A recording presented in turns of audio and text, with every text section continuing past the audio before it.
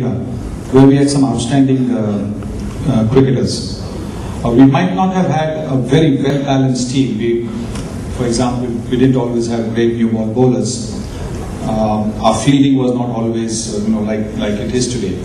But we had some real outstanding, cricketers. The four spinners, wicket keepers like Farooq Engineer, Syed Kirmani, Gundappa, Vishwanath in the team. So there was plenty to learn from each other. And in a way, I think we egged each other on, maybe inadvertently, not sort of, we pushed each other just that little bit. And I think that's a major contribution. And I think that's why I think whenever a cricketer gets an individual award, I think he'll be the first one to acknowledge the role of his teammates. A batsman can't score 100 unless he has somebody at the other end. Bowler can't take wickets unless fielders are taking catches, and there's somebody also bowling, equally well and putting pressure, keeping the pressure on from the other end. So I think most cricketers will straight away recognize if they get an individual award, they'll recognize the contribution of your team.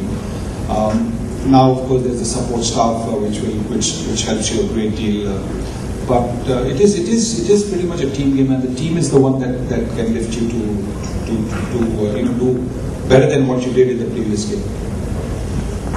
Any more questions? I think we have time for two more.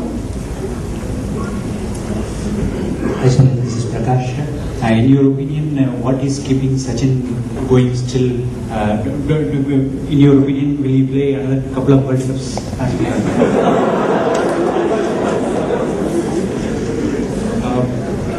I think what is keeping him going is the fact that he's still a student of the game at large. He's still, he's the master, but he doesn't look at himself as the master. He looks upon himself as a student. He's looking to constantly get better, constantly improve. So you see, he's made different sort of adjustments in his game and his approach over this period of 21 years. The backlift has changed. The way he builds an innings has changed. So he's brought different sort of facets of his game and changed them according to the way his body is responding.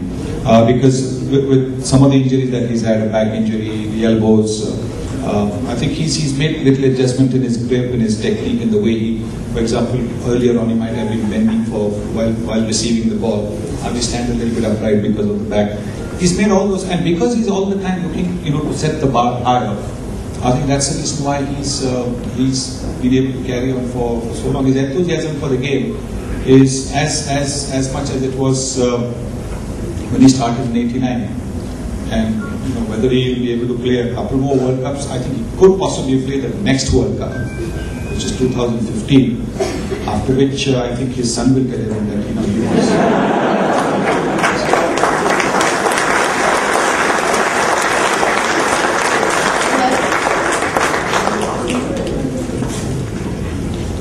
Could you pass on to him?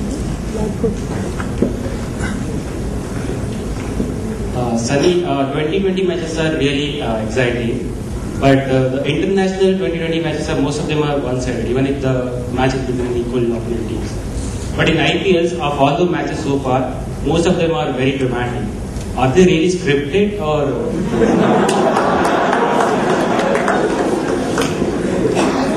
I think there is. I don't think the influence of Bollywood extends that much. No, I don't think the matches are scripted at all. It's just that the IPL's been lucky that most of the matches that have been played have been closely played matches, with the result hanging in the balance in the 37th, 38th over, or sometimes till the 40th over of the match. So I think that way, IPL's been pretty lucky. But take for example the inaugural match, very exciting. Brendan McCullum scoring 150, and so it became exciting that way. The result, it wasn't an exciting game per se, because the match fizzled out as soon as the Royal Challengers started their reply. They didn't score too many runs, so they lost by a fair number of runs. But it was just at 158 which raised the game. So the match itself was not close. But there's something that happens in a match which stands out in your memory, say a lot more than as you said, between say international teams. Hi Sunny, I'm Raj here. I wanted to ask you, like, in your opinion, how do you rate Saurav Ganguly as a captain and MS Dhoni as a captain? Because you have seen the Indian performance over the time they have captain in Indian side. It's hard to assess captains unless you've been in the dressing room.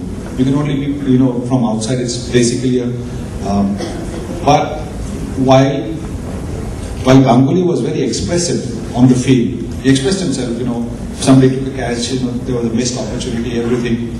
So he was not shy of expressing himself. He showed his emotions very, very clearly on the field. Dhoni, on the other hand, is completely laid back.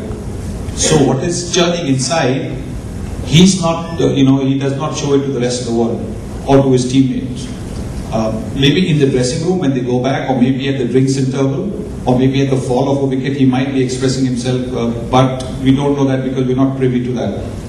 So both had their individual methods, and Ganguly's was pretty much like in your face. I'll get there. I want on this done, and he would sort of convey it to his teammates. So that approach worked for Ganguly.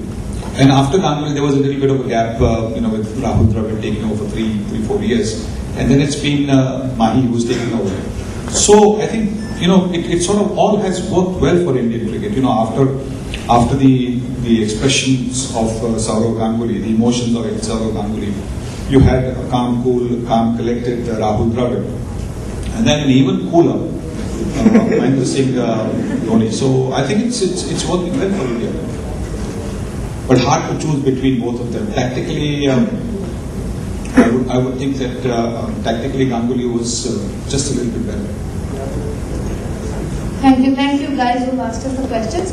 Okay, so the key takeaways from what you just told us: luck. If you don't have luck, then you're going nowhere. Discipline, dedication, and good. We've all listened. Okay, and one more thing he mentioned was about team spirit, right? One eggs the other one on, and if we don't, then we're not going anywhere either. Okay, along with Sunny Gavaskar, we have... Can I just... Yes, please. Go on. Yeah, all these things, very good of you to remember. But don't forget Deutsche Bank, okay?